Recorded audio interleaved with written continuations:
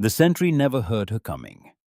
Boyd Puckett had survived 3 years in these mountains, 3 years of dodging federal helicopters, outsmarting DEA surveillance drones, and sleeping with one eye open in the deep hollows of southern Appalachia, where cell signals died, and God himself seemed to look the other way.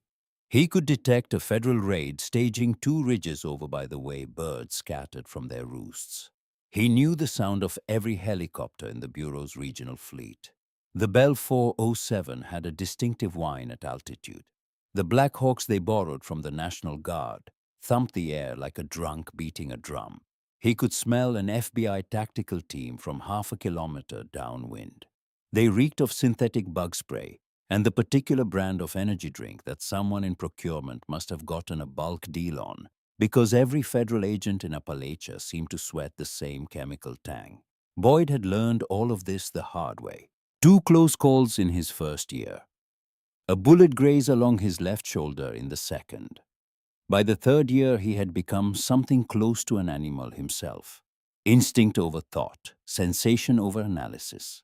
The mountains had stripped away everything civilized and left behind a creature perfectly adapted to survival in the green darkness of the Appalachian wilderness. But the 4 figures who materialized from the rhododendron thicket moved like smoke dissolving into rain. No radio chatter, no glow of electronic devices, no boot prints on the established trails, no scent of anything human at all. They moved through the understory the way water moves through limestone, finding every crack, every gap, every shadow, and filling it without sound. Boyd turned at 3:42 in the morning to wake his relief. A gloved hand closed over his mouth. A blade found the gap between his third and fourth cervical vertebrae. His war ended in absolute silence. His body was lowered to the ground, with the care of a parent settling a sleeping child into bed. 3 other sentries died the same way within 90 seconds. 4 positions, 4 kills, synchronized across 200 meters of mountainside with no electronic communication between the operators.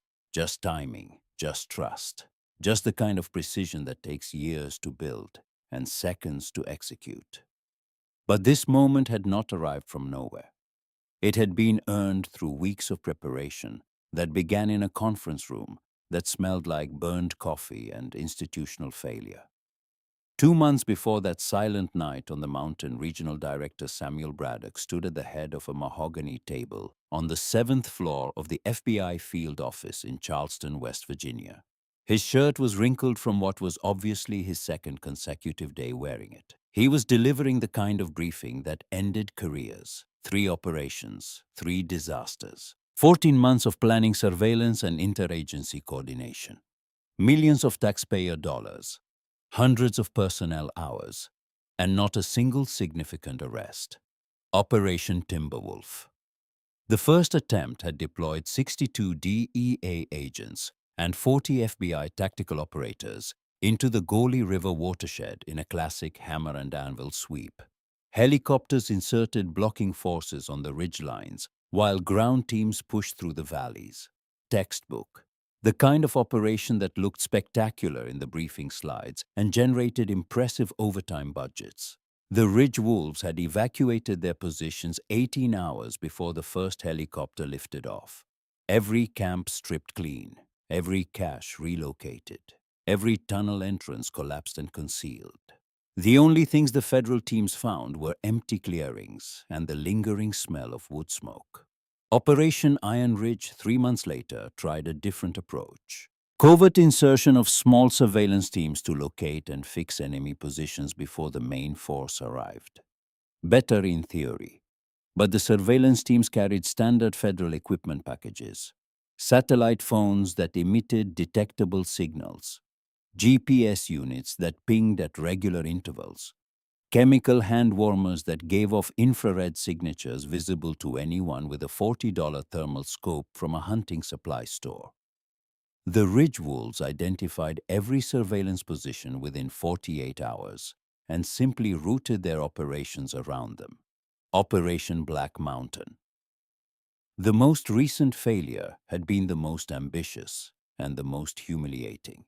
a joint FBI, DEA, and ATF task force with National Guard helicopter support, 220 personnel, pre-dawn insertion, real-time satellite imagery, the works.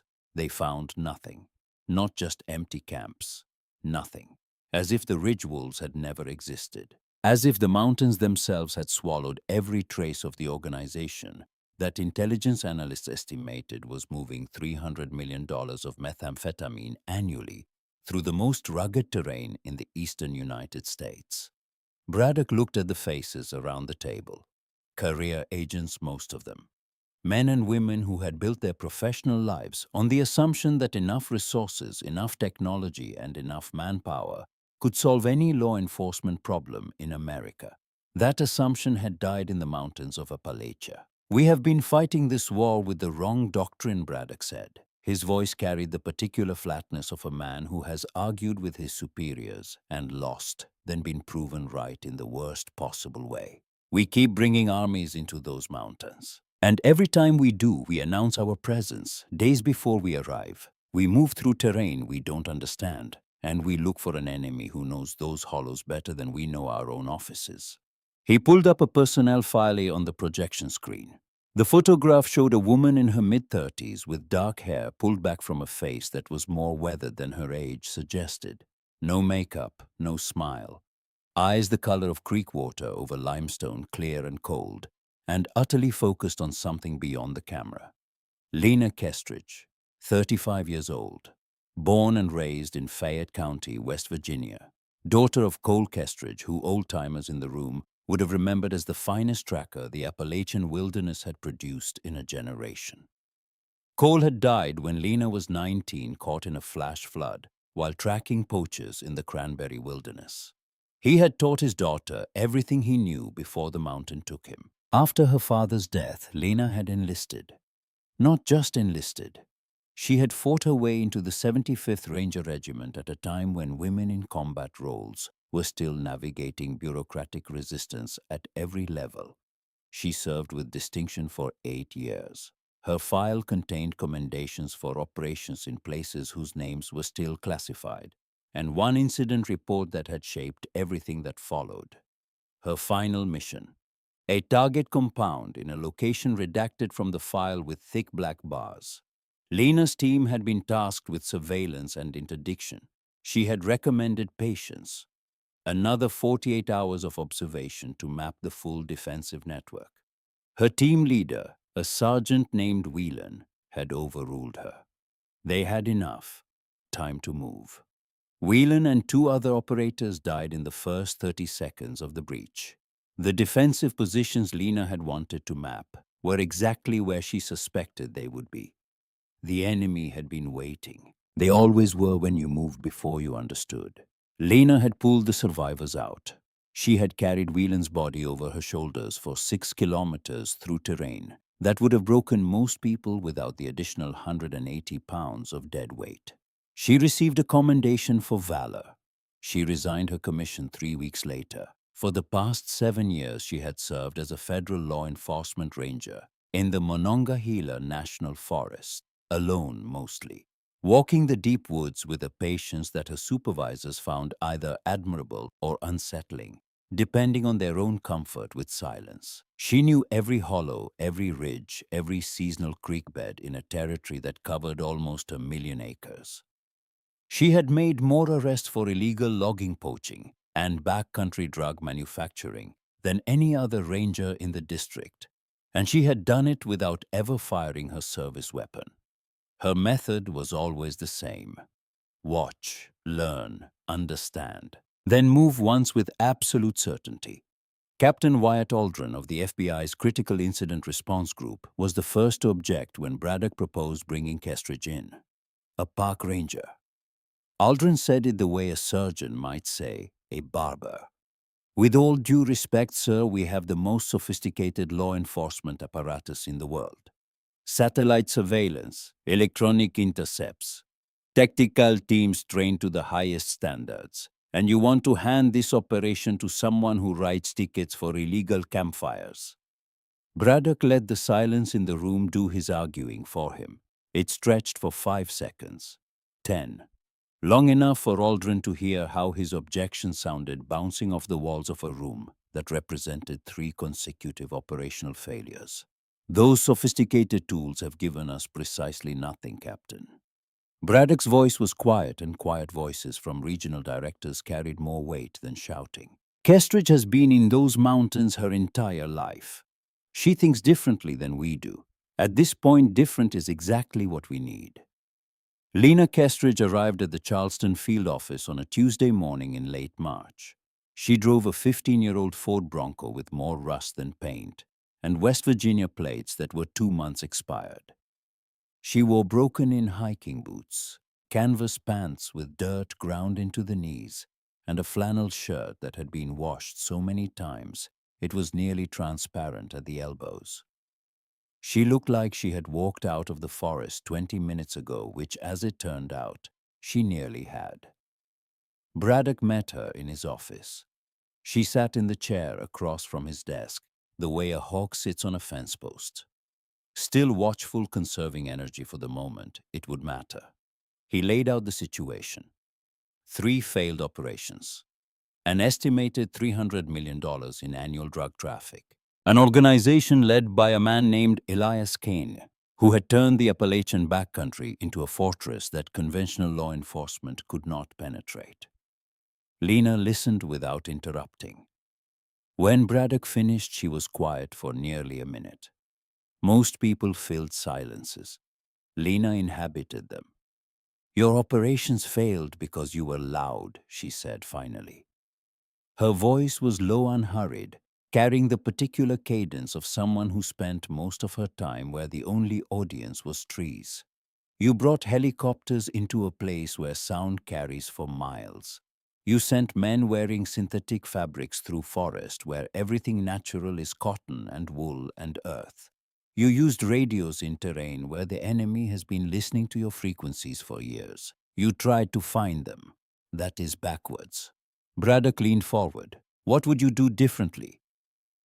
"Everything." She requested a team of 6, not 60, not 600. 6 people who could move through the mountains without leaving traces that a skilled tracker could follow. People who understood that the forest was not an obstacle to be overcome with technology, but an environment to be inhabited with respect. She requested Colonel Braxton Collier as her advisor. That name produced a visible reaction in the room. Collier was a legend in special operations circles, though his name rarely appeared in any official document. 62 years old, retired from Delta Force after a career that spanned 3 decades and at least a dozen operations that remained classified. He had been living in a cabin outside Kalispell, Montana for the past 5 years, and by all accounts he spent his days fly fishing and his nights reading military history. But before retirement, Collier had done something that no one else in American law enforcement had managed. He had dismantled a sophisticated drug trafficking network in the backcountry of Montana using a team of 5 operators. No helicopters, no massive task force. 5 men who lived in the mountains for 4 months and systematically destroyed the organization from within through intelligence, patience, and precisely targeted action. The method had been so unconventional that it had never been adopted as standard doctrine. It contradicted everything the federal law enforcement establishment believed about how operations should be conducted. It was too small, too slow, too dependent on individual skill rather than institutional process. It could not be standardized, quantified, or replicated by normal agents following a procedures manual, which was exactly why Lena wanted him. Collier arrived in Charleston on a Thursday, 2 weeks after Lena's initial briefing. He was a tall man who had been broader once but had settled into the lean economy of age. His hair was silver, cut short, and his face was mapped with the kind of lines that come from decades of squinting into distances that most people never look at. He moved with a deliberate economy that younger men sometimes mistook for slowness until they tried to keep up with him on broken terrain. He met Lena in the staging area that Braddock had designated for the new unit, a converted warehouse on the outskirts of Fayetteville, West Virginia. close to the operational area but far enough from the main FBI offices to maintain separation. Lena laid out her operational concept on a topographic map spread across a plywood table. Collier listened the way she had listened to Braddock, with the patience of someone who understood that words spoken too soon were words wasted. Small teams, 4 operators per patrol. Insertion on foot, never by helicopter. Extended duration, days, weeks if necessary. Minimal electronic signature. No GPS, no satellite phones, no radio unless absolutely critical. Communication by hand signal, by prearranged visual markers left in the forest by the kind of understanding that develops between people who have trained together until they share a common instinct. Observation before action, intelligence before contact. Understanding the enemy's patterns, routines, psychology and infrastructure before taking any offensive action. And when the time came to act, surgical precision. Not the hammer of a federal task force, the scalpel of a team that knew exactly where to cut. Collier studied the map for a long time. His index finger traced the ridgelines where the ridge wolves were believed to operate, the hollows where their camps had been located and abandoned, the road networks, the river systems, the terrain features that channeled movement into predictable corridors. "You understand what you are proposing," he said. It was not a question. "Yes. You are proposing to enter an area controlled by a disciplined, well-armed, well-supplied organization that has defeated every attempt to dislodge it. You are proposing to do this with 6 people, and you are proposing to win not by outfighting them, but by outthinking them." "Yes." Collier looked at her. His eyes held the particular assessment of a man who had evaluated soldiers for 3 decades and learned to see past confidence into competence. "Your father was Cole Kestridge," he said. It was Lena's turn to be surprised. She controlled it, but not entirely. "I knew him," Collier said. "He consulted for us once back in the late 90s. Tracking exercise in the George Washington National Forest. He found my best team in 6 hours. They had been hiding for 3 days and believed they were invisible." Cole walked straight to their position like he was following a painted line on the ground. "He told me afterward that they had disturbed a spider web 40 meters from their hide site and never noticed." He noticed. Collier paused. "He also told me that his daughter was going to be better than him. I see he was not a man given to false predictions." The team came together over the following 2 weeks. Lena selected each member, personally rejecting the FBI's initial suggestions of tactical operators in favor of people who fit a very different profile. Nolan Hargrove was the first, 28 years old, born in a hollow so deep in the West Virginia mountains that the county had never bothered to run a paved road to it. His family had hunted those ridges for 5 generations. Nolan could track a deer across bare rock by reading disturbances in lichen that were invisible to anyone who had not grown up with the forest as their primary language. He was impulsive, hot-headed in ways that had gotten him into trouble more than once in his brief and incomplete attempt at a college education. But in the woods, his instincts were flawless. Lena had found him during a poaching investigation 2 years earlier. He had been running an illegal trap line on federal land. She had tracked him for 3 days before confronting him. And when she did, she offered him a choice that changed his life: work for her or face federal charges. He chose her. Not because of the threat, because in 3 days of tracking, he had recognized something in Lena that he had never seen in another human being. She moved through the forest the way he did, like she belonged there. The rest of the team filled specific roles: a communication specialist who could operate without electronic emissions, a medic with combat experience and wilderness survival skills, 2 additional operators with backgrounds in both military special operations and backcountry expertise.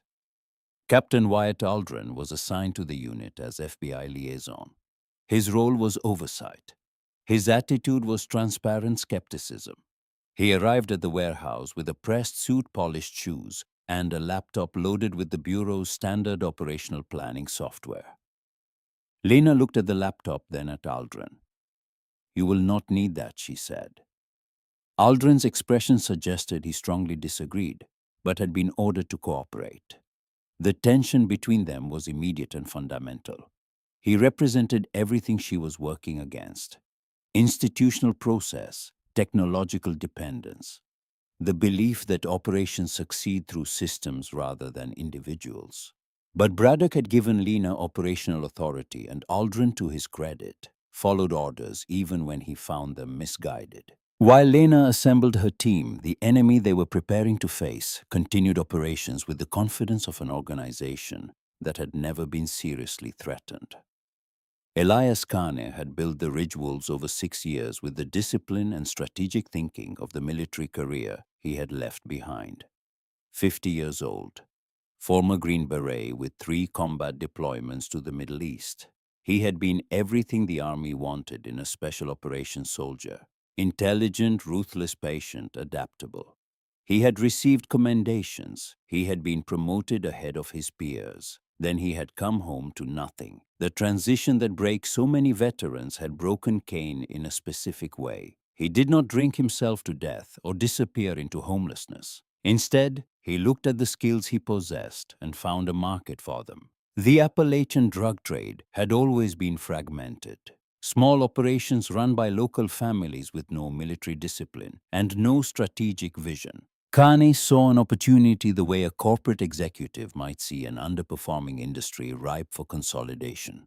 He brought military structure to chaos. He organized supply chains. He established communication protocols. He built infrastructure that conventional drug operations never bothered with.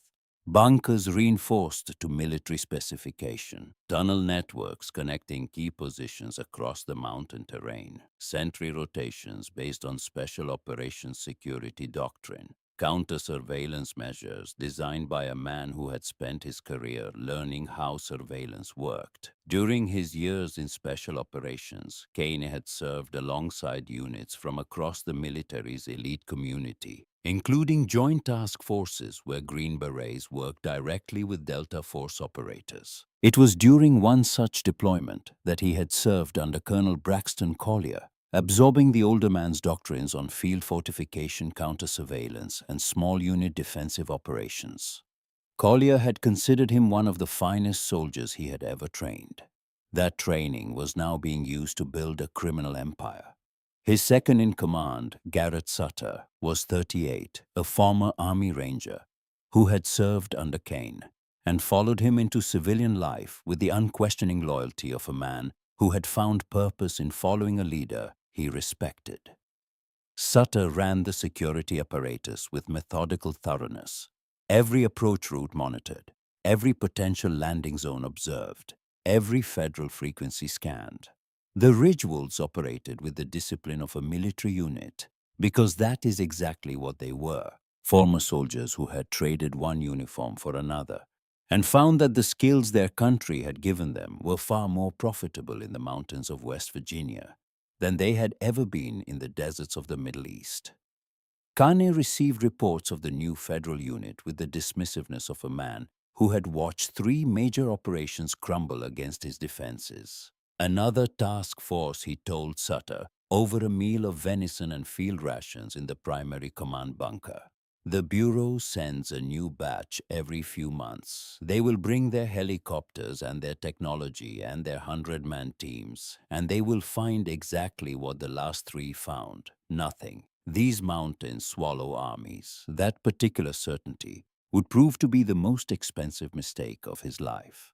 The first insertion happened on a May evening when the forest was thick with the green explosion of late spring. Dogwoods blooming white in the understory. Rhododendron forming walls of dark foliage that could hide a person at 3 meters. The air heavy with moisture and the sound of spring peepers creating a constant audio curtain that masked small sounds.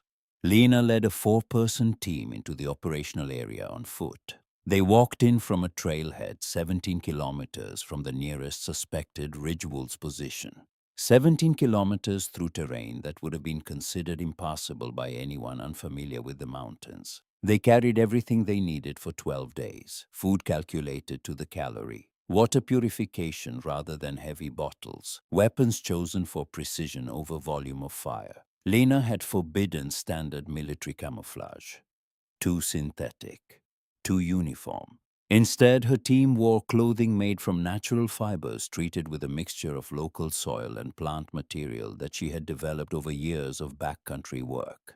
They smelled like the forest because they had become part of the forest. They moved at a pace that would have driven conventional operators insane. Some hours they covered less than 200 meters. When a trail showed signs of enemy observation, they would stop sometimes for hours watching and listening before crossing. They communicated entirely through hand signals and a system of natural markers that Lena had adapted from her father's tracking methods. A particular arrangement of stones, a bent twig at a specific angle, messages that were invisible to anyone who did not know the language. On the third day, Nolan Hargrove stopped. He did not speak. He did not signal. He simply stopped moving. And Lena, 15 meters behind him, stopped too. She had learned to trust Nolan's instincts the way she trusted her own. When his body went still, it meant something in the environment had spoken to him in a language older than words. She moved forward with the patience of geological time. 5 minutes to close 15 meters. When she reached Nolan's position, he pointed at the ground with a movement so slight that a casual observer would have missed it entirely. Freshly turned earth. Not much. A rectangle roughly 2 meters by 1 meter, covered with leaves and forest debris that almost perfectly matched the surrounding ground. Almost. But the soil beneath the cover layer was a slightly different shade than the ambient earth. The decomposition pattern of the leaves was wrong. They had been placed, not fallen. And there at the edge of the disturbed area, a single boot print in clay that had been carefully but not perfectly obscured. Lena studied the site for 45 minutes without moving more than her eyes. She read the ground the way her father had taught her to read it. Every disturbance told a story. The depth of the bootprint suggested a man carrying significant weight. The soil displacement pattern indicated digging with a military-style entrenching tool. The age of the disturbance based on the moisture content of the exposed earth and the state of the root systems that had been severed was approximately 3 weeks. She signaled her team to establish a concealed observation post 50 meters from the site. They would not touch it. They would not investigate it. They would watch it and let it teach them. Over the next 4 days, the site revealed its secrets. Ridgewolf's personnel visited twice, emerging from what Lena now understood was a concealed entrance to an underground structure. She documented everything: the timing of visits, the number of personnel, the equipment they carried in and out, the direction they came from and returned to, the security measures they employed around the entrance, which were sophisticated, but followed a pattern that repeated every 36 hours. On the 5th day, Nolan found a second site, then a third. By the end of the first week, Lena's team had identified 7 concealed entrances spread across a 4-kilometer stretch of mountain ridge. The revelation hit her with the force of a physical blow. This was not a series of individual bunkers. This was a connected system, a tunnel network of extraordinary scope built to military specification running beneath the very ground that 3 FBI operations had walked over, driven over and flown over without ever suspecting what lay beneath their feet. The Ridgewolves had not been hiding in the mountains. They had been hiding under them. 3 federal operations, hundreds of agents, millions of dollars in technology designed to find people on the surface of the earth. And the enemy had simply gone underground, watching the searchers stumble above them, waiting for them to leave, then resuming operations as if the disruption had never occurred. Lena reported her findings to Collier via a dead-drop communication system they had established. No electronic transmission. A physical message left at a prearranged location coded in a cipher known only to the 2 of them. Old-fashioned, untraceable, invisible. Collier's response came the same way 48 hours later. The tunnel construction follows military engineering doctrine. Reinforced entry points, ventilation systems, multiple exits. This is not amateur work. This is someone who was trained to build exactly this kind of infrastructure. He had recognized the signature. Collier requested a meeting, face to face, in the forest at the location Lena designated.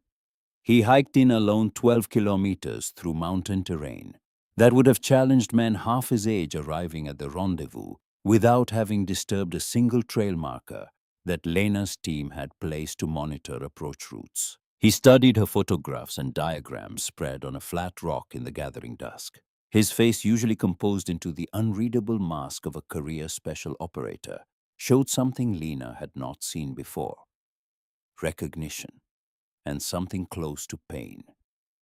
"I know who built this," Collier said. Lena waited. "His name is Elias Kane. He served alongside my unit during a joint task force deployment. I trained him personally in field fortification, tunnel warfare, counter-surveillance, and small unit operations. He was the best soldier I ever worked with." The words hung in the damp mountain air like smoke from a dying fire. "Everything he knows about building defensive positions in rough terrain I taught him. Every counter-surveillance technique he is using against the Bureau I developed.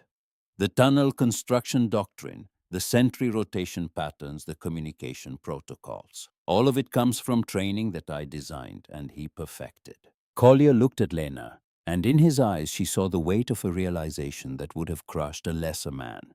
"You are not just fighting a drug trafficker, Lena. You are fighting my best student. And that means you are fighting me. Everything I'm going to teach you about how to dismantle an operation like this, he already knows, because I taught it to him first." The silence that followed was the loudest thing in the forest.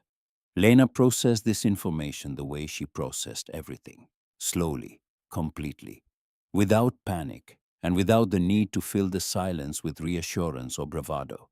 "Then he knows your playbook," she said finally, "but he does not know mine." Collier studied her for a long moment. Then something shifted in his expression. Not quite a smile.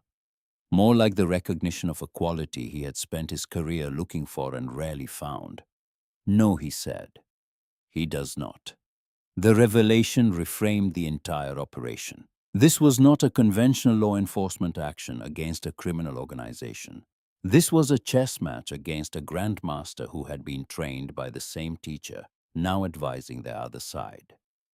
Kane would anticipate Collier's methods because Collier's methods were his methods. Every tactical approach, every surveillance technique, every pattern of operations that Collier might suggest Kane had already accounted for in his defensive planning. But Lena Kestridge had not been trained by Collier. She had been trained by the Appalachian forest, by a father who read the woods the way scholars read ancient texts, by years of solitary patrol in wilderness so deep that conventional military doctrine meant nothing, and the only skills that mattered were the ones the land itself demanded. Collier could give her the framework, the strategic thinking, the understanding of how a mind like Kane's operated. But the tactical execution, the actual method of penetrating defenses designed by the finest special operations mind Collier had ever trained, that would have to come from Lena herself, from the forest that had raised her, from the patience that ran in her blood like groundwater through limestone. It was this understanding that shaped the compound raid. Lena spent the next 3 weeks conducting preliminary reconnaissance of the Ridge Wolves' outer positions, mapping the defensive perimeter that protected their primary compound. She identified sentry positions, timed rotations, catalogued individual habits. She learned which guards were disciplined and which were not. She learned which ones smoked after midnight and which ones fought sleep by pacing their posts. She learned that Boyd Puckett, the most capable of the sentries, had a blind spot on his left side, where a childhood injury had reduced his peripheral vision by 15 degrees. She chose a night with no moon and low cloud cover. She positioned her four-person team with the precision of a watchmaker setting jewels. And she executed the operation that would announce her presence to the Ridge Wolves and change the nature of the war. The compound 18 armed men. 2 weapons caches totaling over 400 pounds of methamphetamine. A communications relay connecting the mountain operation to distribution networks in 6 states ceased to exist by 400 hours. Systematically, silently, completely, and the note pinned to the command bunker door in the Ridge Wolves' own operational code. We watched, in a cabin that served as the Ridge Wolves' strategic headquarters 6 kilometers from the destroyed compound. Elias Kane received the report at dawn. He listened without expression. He asked precise questions. He examined the evidence with the analytical detachment of a man assessing a tactical problem. Then he was quiet for a very long time. "This was not the FBI," Kane said finally. "No, sir. The FBI does not move like this. The FBI does not know our codes. The FBI does not leave four-man signatures on a compound and vanish without a single piece of traceable evidence." He paused. "Someone new is in our mountains."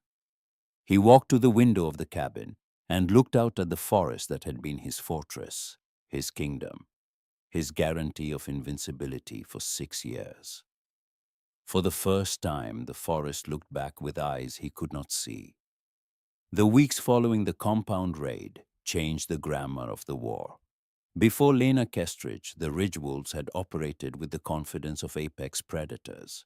They moved through their territory on established routes, maintained camps for weeks at a time, conducted business with the regularity of a legitimate enterprise.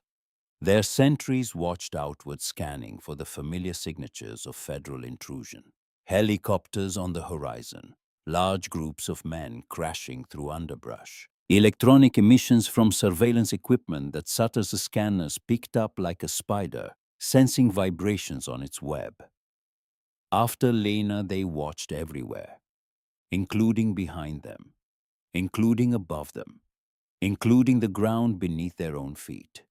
She gave them no time to recover. 4 days after the compound raid, a Ridge Wolf supply cache in a hollow 7 kilometers east of the destroyed compound was found empty, not raided, empty. Every weapon, every package, every piece of equipment removed with surgical care. No footprints, no broken branches, no disturbance to the natural ground cover around the cache entrance. The supplies had simply ceased to exist, as if the mountain had inhaled them. 6 days after that, a second cache vanished. Then a third. 3 supply positions that represented months of accumulated logistics gone without a single shot fired or a single alarm triggered. Kane studied the pattern. He was a strategic thinker trained to analyze enemy behavior and develop countermeasures. The attacks targeted logistics, not personnel. They prioritized intelligence value over body count. They demonstrated intimate knowledge of Ridge Wolves' infrastructure that should have been impossible for any outside force to possess. "Someone is living in our perimeter," Kane told Sutter. "Not visiting, living. They are inside our security envelope and we cannot see them." It was the first time Sutter had heard uncertainty in his commander's voice.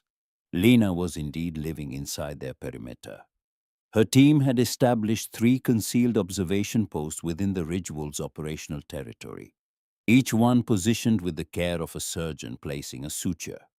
The sites were selected not for tactical advantage in the conventional sense, but for what they could teach. Each post overlooked a critical node in the Wolves' network: a trail junction, a tunnel entrance, a communications relay. They watched. Nolan Hargrove proved invaluable during this phase. His ability to read the forest floor bordered on the supernatural. He could determine how many people had used a trail in the past 24 hours by the compression patterns in leaf litter. He could identify individual Ridge Wolves members by their gait, the way they distributed weight between heel and toe, the particular wear pattern of their boot soles. He tracked one group for 5 consecutive days through terrain so dense that visibility rarely exceeded 10 meters, following signs that no electronic surveillance system in the world could have detected. A blade of grass bent 15 degrees from vertical. A stone turned to expose its damp underside. The faint impression of a knee in soft earth where someone had crouched to adjust a pack strap. 5 days. 37 kilometers of total movement by the Wolves group. Nolan followed them without ever being more than 200 meters behind, and they never knew he existed. The intelligence he gathered was extraordinary. Movement schedules, personnel rotations, the location of 3 previously unknown camps, the identity of a resupply route that connected the mountain operation to a distribution network operating out of an abandoned mining town in the valley below, and the location of what appeared to be a battalion-sized headquarters, a primary command position where Kane himself periodically appeared. Lena received Nolan's reports through the dead drop system and assembled them into a comprehensive picture of the Ridge Wolves' nervous system. Not just where they were, but how they thought. Their patterns revealed psychology. Kane rotated his command presence between 3 locations on a 7-day cycle. Sutter conducted security sweeps along a predictable route every 72 hours. Supply movements followed the terrain's path of least resistance, which meant they were channeled through a limited number of valleys and saddles. The enemy was disciplined, but discipline itself was a pattern, and patterns could be read. In the 3rd week of continuous operations, Lena made her next move. She had studied the wolves' internal communications long enough to understand their code system. It was sophisticated by criminal standards based on a military cipher that Kane had adapted for field use. But Lena had spent 11 days in an observation post close enough to a communications relay to photograph every message that passed through it. Collier, working from his position outside the operational area, had broken the cipher in 4 days. Lena used it. A Ridge Wolves patrol returned to their camp after a 3-day circuit to find everything exactly as they had left it. Packs undisturbed, weapons in their racks, food stores untouched. Everything precisely in place except for one detail. A note on the camp's makeshift table written in Ridge Wolves' operational code on their own stationery. We have been watching. We know your routes. We know your schedules. We know your names. The patrol leader, a former Marine named Decker, reported the incident to Sutter with a voice that had lost its usual steadiness. Nothing had been taken. Nothing had been destroyed. The message was clear not because of what it said, but because of what it proved. The enemy had been inside their camp, had spent enough time to write a note and place it deliberately, and had left without disturbing a single item. They could have killed everyone. They chose not to. That restraint was more terrifying than any attack. Sutter doubled the sentry rotations. Kane ordered camps relocated every 48 hours instead of weekly. No one moved alone, not even for water, not even for latrine calls. Security protocols that would have been considered paranoid in a war zone became standard operating procedure for every Ridge Wolves element. And that was precisely the point. Collier had explained the principle to Lena during their second meeting. The goal is not to kill them. The goal is to make them ineffective. An organization spending half its energy on security cannot spend that energy on operations. You defeat them not through attrition, but through psychological degradation. Make them afraid of their own territory. Make them distrust their own procedures. Make them see ghosts in every shadow until the ghosts become more real than the shadows. Lena had listened and then adapted the principle in ways that Collier had not anticipated. She understood something about fear that was rooted not in military doctrine, but in a lifetime of watching predator and prey dynamics in the Appalachian ecosystem. Fear did not merely reduce efficiency. Fear changed behavior in cascading ways that the fearful could not control or predict. A frightened deer did not simply run. It ran in patterns that exposed it to different dangers. It abandoned established feeding grounds for unfamiliar territory, where new threats waited. It exhausted itself with vigilance until exhaustion made it more vulnerable than carelessness ever had. She applied this understanding systematically. The step-up ambush was her masterpiece. The concept was elegant in its cruelty. When a Ridge Wolves element made contact with one of Lena's teams, their trained response was to break contact and withdraw along predetermined escape routes. These routes had been established by Kane himself, using terrain analysis and military withdrawal doctrine. They were the safest paths out of a combat situation, and every Wolves member had memorized them. Lena had memorized them too. She had spent weeks mapping every withdrawal route through observation and terrain analysis, and she positioned her teams accordingly. The first engagement occurred on a ridge above Cranberry Creek. A four-person team led by Lena herself initiated contact with a six-man Wolves patrol at maximum effective range. Two Wolves went down in the first exchange. The remaining four executed their trained response flawlessly. Break contact, move to the rally point, follow the withdrawal route. They ran directly into Nolan Hargrove's team positioned on the withdrawal route for the past 36 hours. Two more Wolves went down. The remaining two, now panicked, abandoned the primary withdrawal route and fled toward the secondary rally point, the backup location that Kane had designated for exactly this kind of contingency.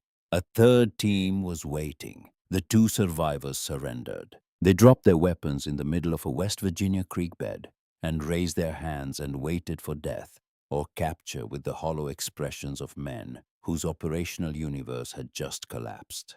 Every escape route they knew, every contingency plan they had been taught, every safe haven they had been promised, had been anticipated and turned into a killing ground. The psychological effect rippled through the Ridge Wolves organization like a crack spreading through ice. Sutter's after-action debrief with the captured men was recorded in a document that Lena's team later recovered. The prisoners had described their experience in terms that revealed complete psychological breakdown. They said the forest itself was hunting them. They said the enemy knew their plans before they made them. They said retreat was impossible because every direction led to another ambush. Lena executed the step-up tactic 3 more times over the following weeks. Each time, the Wolves' response degraded further. By the third iteration, 2 members of the targeted patrol surrendered before the second ambush was even triggered. They heard gunfire ahead of them on their withdrawal route and simply stopped moving, sat down on the forest floor, waited. They could not trust their own planning anymore. Captain Wyatt Aldrin witnessed the fourth step-up operation from an observation post that Lena had reluctantly allowed him to occupy. He had insisted on seeing the operational method firsthand, and Lena, recognizing that his support would eventually be necessary at the institutional level, had agreed. What Aldrin saw dismantled every assumption he had carried into the assignment. 4 of Lena's operators, 4 had neutralized a 12-man Wolves element across 3 engagement points, spread over 2 kilometers of mountain terrain. No air support, no artillery, no reinforcements. 4 people with rifles and patience and an understanding of the enemy so complete that the enemy's own training had become the mechanism of their defeat. Aldrin did not speak for 3 hours after the operation concluded. When he finally did, standing in the gathering darkness at the extraction point, his voice carried a quality it had not possessed before: humility. "I have spent my career believing that operations succeed through systems," he said. "Technology, procedure, institutional process. I have just watched 4 people accomplish what 200 agents could not. Not because they had better equipment, because they understood the enemy and the terrain in ways that no system can replicate." He paused. "I was wrong about her. I was wrong about everything." From that moment, Aldrin became Lena's most committed advocate within the FBI hierarchy. A conversion born not from argument but from evidence witnessed with his own eyes. But the war was not one-sided. Elias Kane was too experienced, too intelligent, and too well-trained to absorb repeated defeats without adaptation. By mid-September, he had analyzed the pattern of Lena's operations with the same methodical precision that had built the Ridge Wolves into a fortress organization. And he had reached a conclusion that changed the nature of the conflict. "They are not a task force," he told Sutter in the command bunker that served as the Wolves' mobile headquarters, relocated now every 36 hours to a new position. "They are a hunting party, small, 4 to 6 operators. They are using our own territory against us, and they are doing it with fieldcraft that exceeds anything the federal government has ever deployed in these mountains." He leaned over the map table, and in the lantern light, his face showed the particular intensity of a man who has recognized a worthy adversary for the first time. "We will hunt the hunters." Sutter assembled a dedicated counter-tracking team. 6 of the Wolves' best woodsman men who had grown up in these mountains before Kane had recruited them, paired with 4 former Special Operations soldiers who understood small unit counterinsurgency tactics. Their mission was singular: find the ghost teams, fix their positions, eliminate them. The hunter-killer teams deployed in late September, and for the first time since Lena had entered the mountains, the dynamic shifted. She felt it before she saw evidence of it. A change in the forest's rhythm, the particular tension that enters an ecosystem when a new predator appears. Birds that should have been settled at dusk were restless. Game trails that should have shown normal animal traffic were empty, disturbed by human passage at unusual hours. Someone was looking for her. The next 3 weeks became the most dangerous of the entire operation. Lena's teams continued their intelligence-gathering mission while simultaneously evading an enemy that was specifically hunting them. It required a level of discipline and forestcraft that pushed even her exceptional operators to their limits. They moved less. They observed more. Every step was calculated not just for its tactical value, but for the traces it might leave for a skilled counter-tracker to follow. Twice Sutter's hunter-killer teams came within 200 meters of Lena's observation posts. Twice her teams held their positions with the frozen discipline of prey animals hiding from a predator that has not yet detected them, but is terrifyingly close. Hearts beating so hard they seemed audible. Breathing controlled to imperceptible levels. Bodies pressed into the earth with a stillness that transcended training and entered the realm of survival instinct. Both times the hunter-killer teams passed without detecting them. But the operational environment had become exponentially more dangerous, and Lena knew that luck was a finite resource. It was during this period that she made a discovery that should have ended the war. Her surveillance of the tunnel network had revealed a pattern in logistics movement that pointed to a major operation. Quantities of product were being consolidated at key positions throughout the network. Communications traffic had increased. Personnel were being repositioned from security duties to logistics support. The Ridge Wolves were preparing to move their entire stockpile through the tunnel system in a single massive transfer. Months of accumulated product, tens of millions of dollars in methamphetamine channeled through the underground network to distribution points in the valley below. It was the kind of operation that happened once, maybe twice a year. The kind of operation that, if intercepted at the right moment, would cripple the organization beyond recovery. Lena compiled her intelligence into a comprehensive operational briefing: times, routes, personnel, vulnerability windows. She identified the precise 48-hour period during which the transfer would occur, and the specific tunnel junctions where interdiction would be most effective. She proposed a surgical operation. Her teams positioned at key choke points supported by a minimal FBI tactical element to handle arrests and evidence collection. Small footprint, maximum impact, timed to the hour. She transmitted the briefing through the dead drop system to Collier, who delivered it to Regional Director Braddock in Charleston.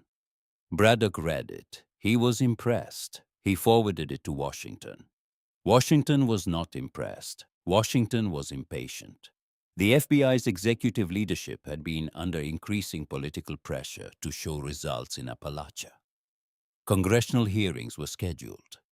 Budget justifications were due. The optics of a small unofficial unit led by a park ranger, quietly dismantling a drug empire, did not satisfy the institutional need for visible dramatic action. The order came down on a Tuesday, a full-scale interdiction operation. Not in the 48-hour window Lena had identified, but immediately. Not with the surgical precision she had designed, but with the overwhelming force that the FBI's institutional DNA demanded. 200 agents, helicopter support, the full apparatus of federal law enforcement descending on the mountains like a hammer on a nail. Lena received the news through Aldrin, who delivered it with the expression of a man watching a car accident in slow motion. "They are not going to wait," Aldrin said. Braddock tried. He argued for your timeline. Washington overruled him. They want a headline, and they want it before the congressional hearings next month. How long before they deploy? 72 hours. Lena closed her eyes. In the darkness behind her eyelids, she saw Sergeant Whelan moving toward a compound in a country whose name she was not allowed to speak. Moving too soon. Moving before the picture was complete. Moving because someone somewhere had decided that waiting was a luxury they could not afford. She opened her eyes. Pull our teams back to secondary positions. Now. The FBI operation launched on schedule and failed on contact. The Ridge Wolves detected the helicopter staging 60 hours before the first agents set foot in the mountains. They detected it because a 200-person operation generated an electromagnetic signature that Sutter's scanners could read like a newspaper. They detected it because the logistics of deploying that many people required vehicle convoys on mountain roads that the Wolves monitored continuously. They detected it because the sheer institutional weight of a major federal operation was impossible to conceal from an enemy that had been designed from its inception to detect exactly that kind of threat. By the time the FBI teams reached their objective positions, the tunnel network was empty, product relocated, personnel dispersed, evidence sanitized. The mountains had swallowed the Ridge Wolves once again, and 200 agents found themselves standing in empty forest, their body cameras recording nothing but trees and the distant sound of a war they were losing. The aftermath was predictable in its institutional ugliness. Washington blamed Braddock. Braddock defended Lena's intelligence as accurate and her timeline as correct. Washington did not care about accuracy. Washington cared about results, and the result was another failure, the fourth broadcast across every news network in the country. Lena's credibility within the institutional structure, already fragile by virtue of her unconventional background and methods, evaporated. She was not officially removed from the operation, but the support she had been promised, already minimal, was reduced to essentially nothing. She was a park ranger who had failed to deliver what the Bureau needed, and the Bureau's memory for failure was long and unforgiving. But the institutional failure was not the worst thing that happened that week. The worst thing happened on a Wednesday evening, in a hollow 3 kilometers east of the failed interdiction zone, when Sutter's hunter-killer team finally found what they had been looking for. Nolan Hargrove was conducting a solo reconnaissance of the Wolves' post-operation dispersal pattern. He was tracking a small element that had separated from the main body during the evacuation, moving fast through terrain he knew intimately. He was focused forward, reading the signs of the fleeing group, his attention directed along the axis of their movement. He did not see the hunter-killer team positioned on his flank until the first round hit him. The bullet entered his left side below the ribcage and exited through his back, missing his spine by 4 centimeters. He went down in a creek bed with his blood turning the water pink in the last light of day. What happened next would become part of the unit's private legend. Nolan, wounded and bleeding, did not call for help on the emergency radio he carried. He crawled 230 meters through the creek bed, staying in the water, to avoid leaving a blood trail on dry ground, moving with the slow determination of a wounded animal that refuses to die in the open.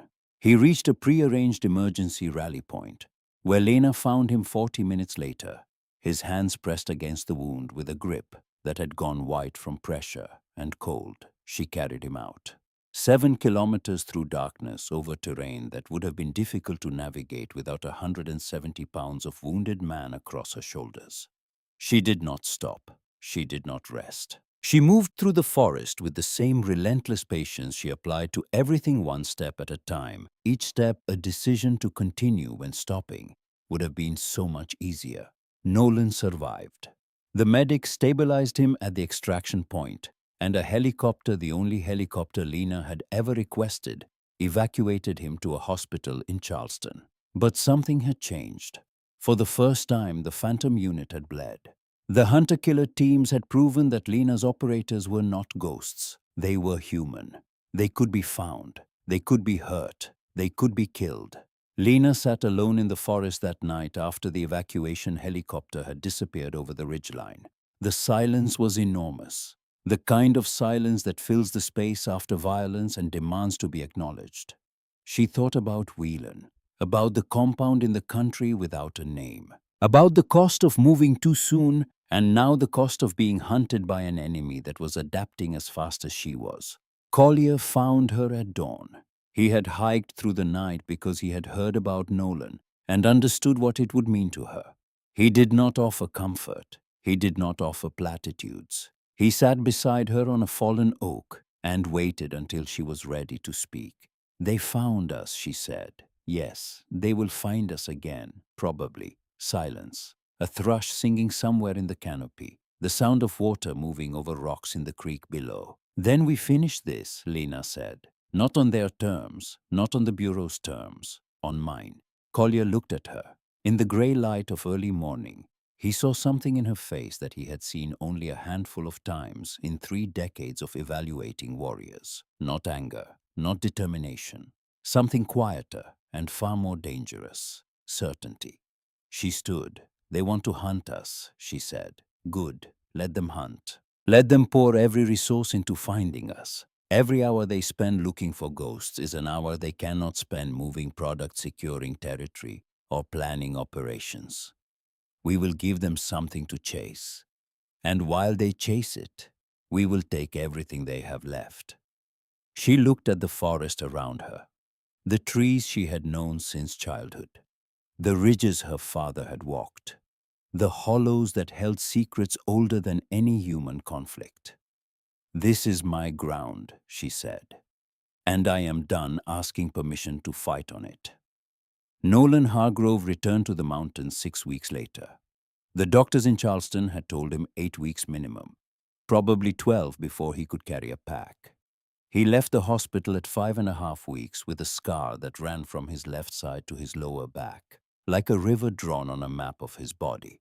He had lost 19 pounds. His left arm tired faster than his right. He could not take a full breath without feeling the pull of healing tissue across his ribcage.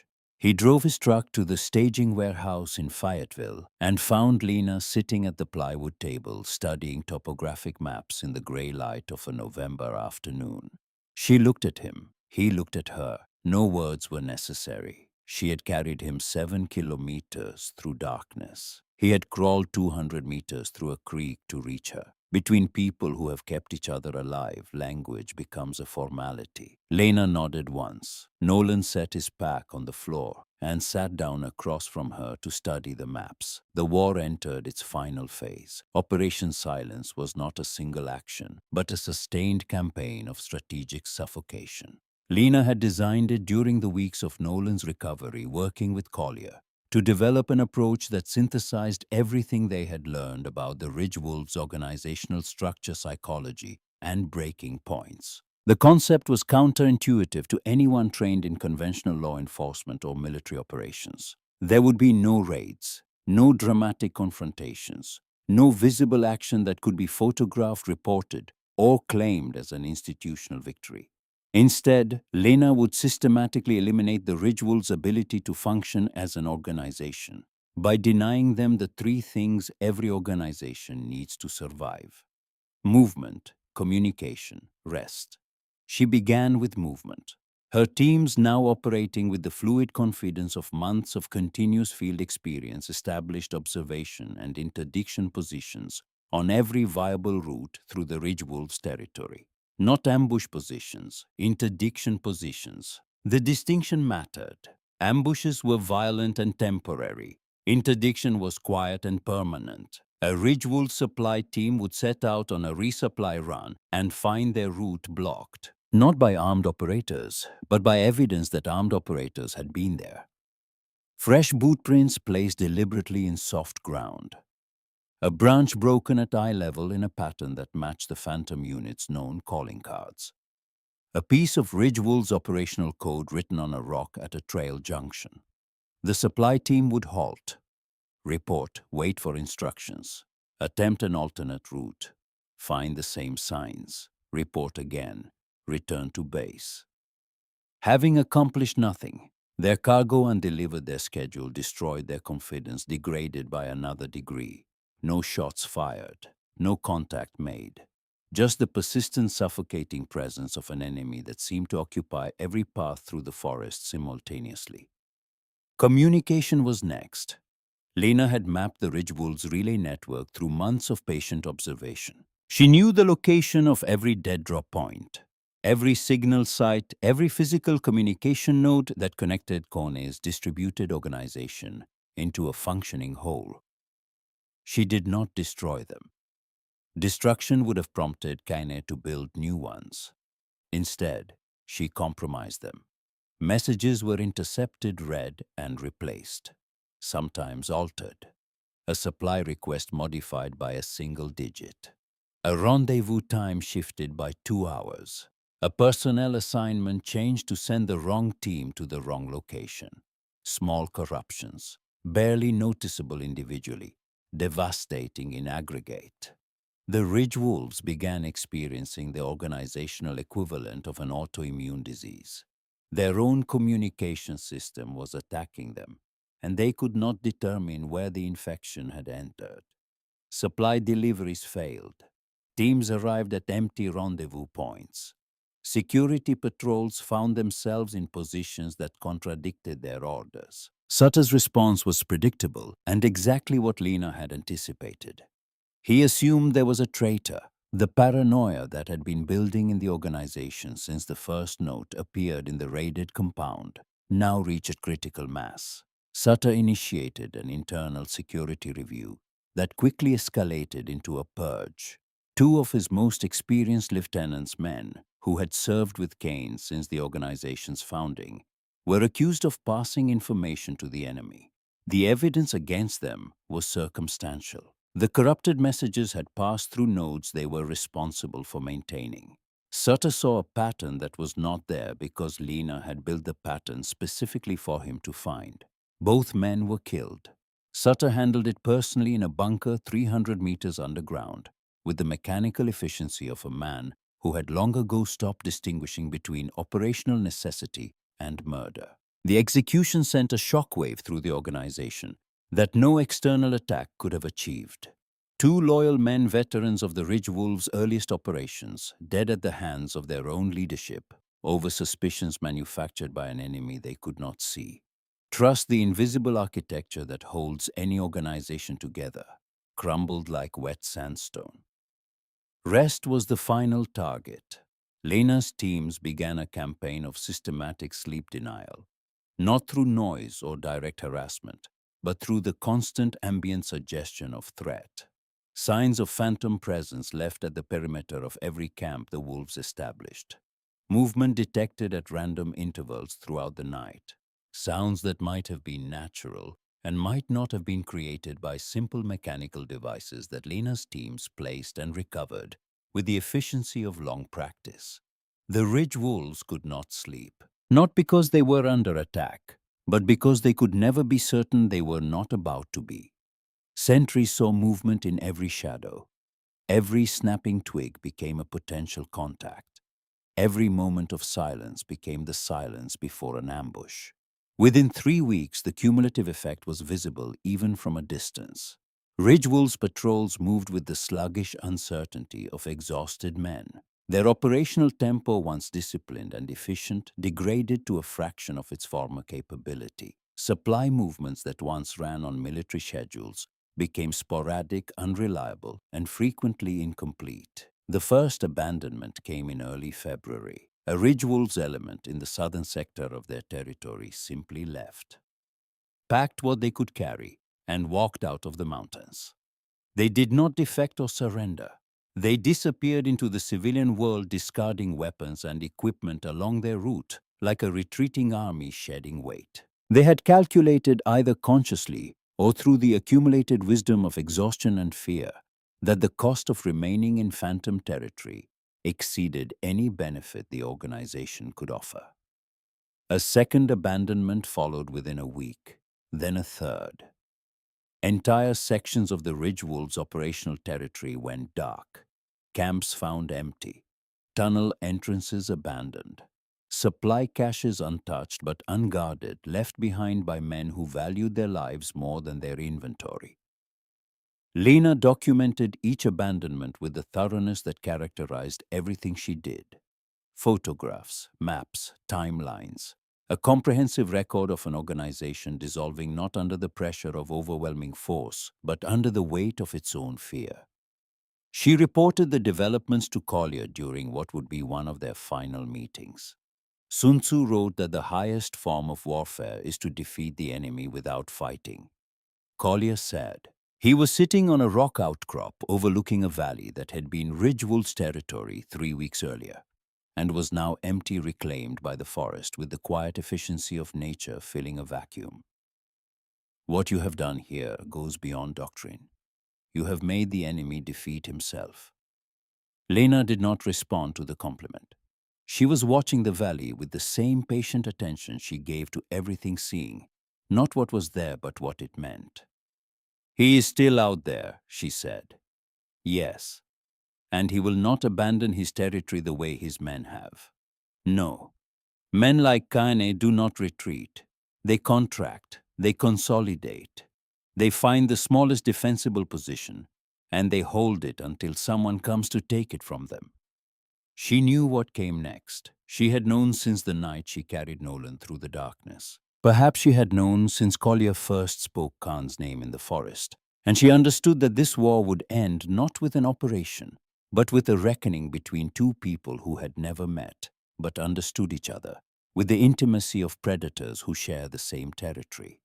Through intercepts of the wolves' degraded communication network, Lena had learned that Kane had shed his organization down to a core of 3 men, then 2. Then, in a final act of contraction that revealed more about his psychology than any intelligence briefing, he had sent Sutter away. Sutter, loyal to the end, had argued. Kane had been immovable. The war was lost. There was no reason for both of them to be present for its conclusion. Kane had retreated to a position the Ridgewolves' own records designated as Emergency Position Alpha, the last fallback, the position of final retreat. Lena had known its location for 2 months, but had never approached it, never surveilled it directly, never given Kine any reason to believe it was compromised. She had been saving it, waiting for the moment when the location would matter, not as a tactical target, but as a place where something could end. She told Collier she was going alone. This was not protocol. It was not tactically sound. Collier argued against it with the controlled intensity of a man who has spent his life calculating risk and recognized an equation that did not balance. He has nothing left to lose, Collier said. A cornered man with nothing to lose is the most dangerous thing in the world. He is not cornered, Lena said. He chose to be there. He sent his people away. He is waiting, not for an attack, for an ending. There is a difference. Collier studied her for a long moment. He had spent 30 years reading soldiers, and he read in her face something he could not argue with. Not recklessness, recognition. She understood Kane in a way that Collier, for all his history with the man, did not. She understood him because she had spent a year inside his mind, learning his patterns, predicting his decisions, watching his responses to pressure and loss. She knew him the way a tracker knows the animal it has followed across 100 miles of wilderness, not as an enemy, as a creature whose nature has been fully revealed. Collier let her go. She approached the hollow from the east, moving through a stand of old-growth hemlock that had never been logged. The trees were enormous cathedral columns rising into a canopy so dense that the forest floor existed in permanent twilight. She moved without sound, not because she was trying to be stealthy, but because after a year of living in these mountains on her own terms, silence had become her natural state. Kane was sitting on a fallen log at the edge of a small clearing. He was alone. His weapon lay beside him, but not in his hands. He was looking at the forest with the expression of a man saying goodbye to something he loved. He knew she was there before she stepped into the clearing. She could see it in the subtle tension of his shoulders, the slight turn of his head toward her approach. He had not survived 6 years in these mountains without developing the same animal awareness that defined the people who hunted him. She stepped into the open and stopped 15 meters from his position. For a long moment, neither of them spoke. The forest filled the silence with its own language. Wind threw hemlock needles. a woodpecker drilling somewhere in the canopy, the distant sound of water running over rocks. Kane studied her with eyes that held neither hostility nor surrender. Professional assessment. One operator evaluating another with the clarity that comes only at the end of a long campaign, when ego has been stripped away, and all that remains is recognition. "You are not what I expected," he said. His voice was calm, conversational, the voice of a man who had already accepted the outcome and was now simply curious about the mechanism. "What did you expect?" Lena asked. "Collier. I expected him to come himself, or someone like him. Someone who learned from the same books, trained in the same schools, thinks in the same patterns." He paused. "Instead, he sent someone who does not think like him at all. Collier did not send me. He advised me. The decisions were mine." Kane considered this. Something shifted in his expression. Not quite respect. Deeper than that. The recognition of a quality he had believed was unique to himself. "My men are gone," he said. "Not all of them, but enough. You did not kill them. You made the mountains uninhabitable for them. You made their own territory into a prison where they could not move, could not communicate, could not rest. You turned their discipline into a cage and their training into a vulnerability." He paused again. "Collier taught me everything I know about building an operation like this. Every defensive technique, every counter-surveillance measure, every protocol." He looked at her with something that might have been the ghost of a smile. "He did not teach you. What you did came from somewhere else." Lena held his gaze. "Collier taught me the framework," she said, "the strategic architecture, how a mind like yours operates and where it creates predictable patterns. But the rest came from these mountains. My father taught me to read this forest before I could read words on a page. I have been walking these hollows since I was old enough to keep up with him. You built your fortress in my home." The last sentence carried no anger. It was a statement of fact delivered with the same quiet precision that characterized everything she did. Khan was silent for what felt like a very long time. The forest breathed around them. Somewhere in the distance, a hawk called. "Collier was the best soldier I ever served under," Kane said. "I thought his methods were unbeatable because I helped him build them. I spent 6 years proving that no one could touch an operation designed with his principles. 3 federal task forces, hundreds of agents, millions of dollars in technology." He looked at the fallen log beneath him, at the forest floor, at the mountains that rose around the hollow like the walls of a cathedral. Then a park ranger with a 6-person team dismantled everything in less than a year. Not because she had better weapons or more resources or superior technology, because she understood something I did not. What was that? That the mountains are not a fortress, they are a living thing. And they do not belong to anyone who builds bunkers inside them. They belong to someone who listens to them. He stood. He left his weapon on the log. He looked at Lena one final time with the expression of a man who has been beaten completely and knows it, and has found in that knowledge something that resembles peace. Then he walked into the forest, not toward a road, not toward civilization. Deeper into the wilderness, moving through the hemlock stand, with the economical stride of a man who has lived outdoors so long that indoor spaces feel like coffins. He did not look back. Lena watched him go. She understood with the clarity of someone who had spent a year mapping every connection between Kane and his organization, that the man walking away from her had systematically severed every traceable link to the Ridgewolves over the past 3 weeks. He had destroyed records, eliminated digital footprints, sent Sutter away with instructions to disappear.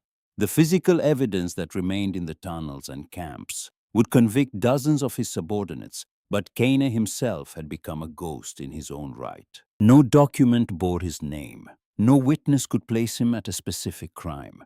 No forensic trail connected him to the methamphetamine that had flowed through his network. He had built his organization with the operational security of a man who always planned for the possibility of defeat, and his final act of command had been to make himself legally untouchable. Arresting him in this clearing would have produced a man with no provable connection to any crime. It would have given the Bureau a body to parade before cameras and nothing to present to a jury. Kani knew this. Lena knew this. It was his last tactical victory, and she respected it for what it was. She let the mountains decide. The following weeks were administrative. Lena's intelligence files were transferred to the FBI through Aldrin, who had become the institutional bridge between her unconventional operation and the Bureau's conventional need for prosecutable evidence. Tunnel entrances were documented and secured. Supply caches were seized. The remnants of the Ridgewolves distribution network, cut off from its mountain supply chain, collapsed within weeks. 63 arrests in total. Not made by Lena's team, but by FBI tactical units acting on intelligence that Lena's team had gathered over 11 months of continuous operations. The prosecutions would take years. The evidence was overwhelming. The statistics told part of the story. 6 operators, 11 months, over 40 confirmed. Ridgewolves members neutralized through direct action, with intelligence leading to the apprehension of dozens more.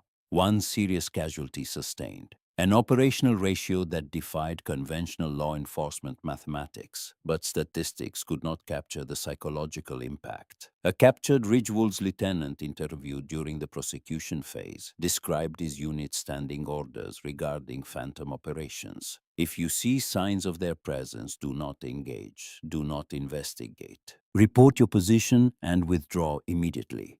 They always know where you are, and they always have support nearby. He paused during the interview. The recording captured the silence. We stopped being afraid of the FBI years ago, he said. Big operations, loud operations, we could handle those. But her people, we were afraid of the forest itself. We were afraid that the mountains had turned against us. And in a way they had. The institutional aftermath was less satisfying. 6 months after the Ridgewolves collapse, the FBI held a press conference in Washington. Regional Director Braddock stood at a podium flanked by officials from the DEA, ATF, and Department of Justice. The operation was characterized as a triumph of interagency cooperation.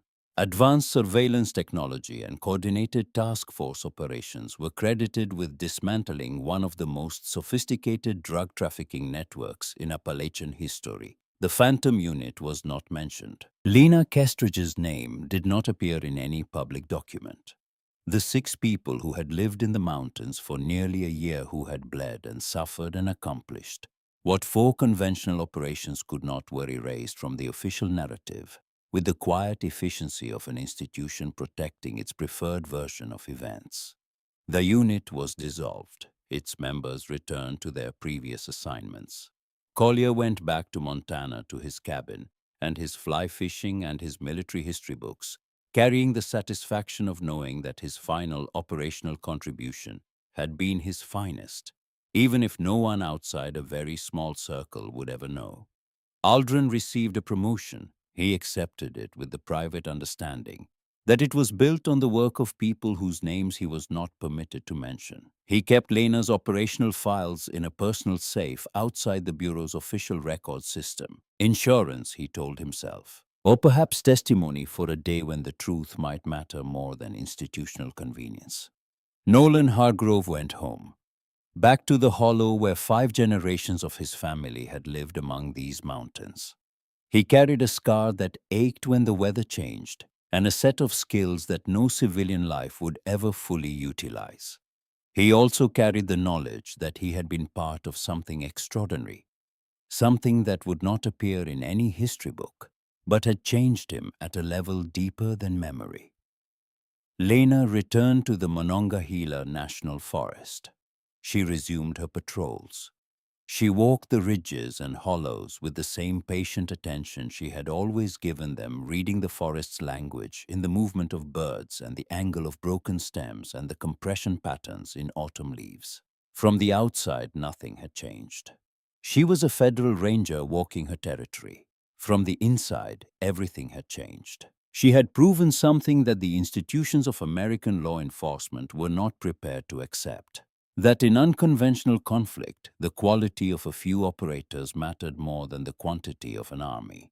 That patience conquered aggression. That understanding was more dangerous than firepower. She had proven it, and the institution had filed it away in an unmarked drawer and returned to its preferred methods as if the lesson had never been taught.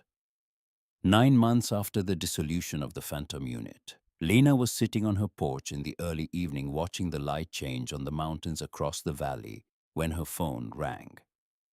The voice on the other end was Aldrin's. "There is a situation in Washington state," he said. "Olympic National Forest, a network operating in the backcountry with sophistication that local law enforcement cannot handle. The pattern is unusual. Military-grade defensive infrastructure, counter-surveillance measures that exceed anything we have seen from domestic criminal organizations." Lena listened. The evening light turned the mountains gold and then amber, and then the deep blue of approaching darkness. "There is something else," Aldrin said. His voice carried a quality she recognized. "The particular tension of a man delivering information he knows will change everything. The tactical signature, the tunnel construction, the defensive doctrine. It matches what we saw in Appalachia. Silence on the line. The kind of silence that holds the weight of everything unsaid. He is rebuilding." Lena said, "Yes." A long pause. Somewhere in the forest below her porch, an owl called. The first star appeared above the ridgeline. Lena stood and walked to the edge of the porch where the lamplight gave way to the darkness of the forest. She looked into the trees the way she had always looked into them, not as obstacles or resources or scenery, as home, as the environment that had shaped her, tested her, and ultimately given her everything she needed to do what no one else could. The mountains of Washington were different from Appalachia. Different trees, different terrain, different light. But forests speak a common language to those who have learned to listen. She thought about Kane walking into the wilderness. She had let the mountains decide his fate, and the mountains had let him go. Now he was out there in different woods building again, applying the lessons of his defeat to construct something stronger than what she had destroyed. The thought did not frighten her. It clarified her. There are people who spend their entire lives searching for the thing they were built to do. Lena had found hers in the silence between the trees, in the patience required to watch and wait in the precise moment when understanding becomes action and action becomes inevitable. "Ghosts do not retire," she said. Aldrin exhaled on the other end of the line. Relief, perhaps, or recognition that some wars do not end with press conferences and promotions, but with a phone call on a quiet evening, and a woman who looks into the darkness and sees not threat, but purpose. She went inside. She packed a bag with the efficiency of someone who has been ready to leave for a very long time. Canvas pants, flannel shirt, broken-in boots that had walked 1,000 miles of mountain trail. No technology, no institutional backing, no guarantee of anything except the certainty that what she did mattered, even if no one would ever know. She locked the cabin door behind her and stepped off the porch into the forest. The darkness received her like an old friend.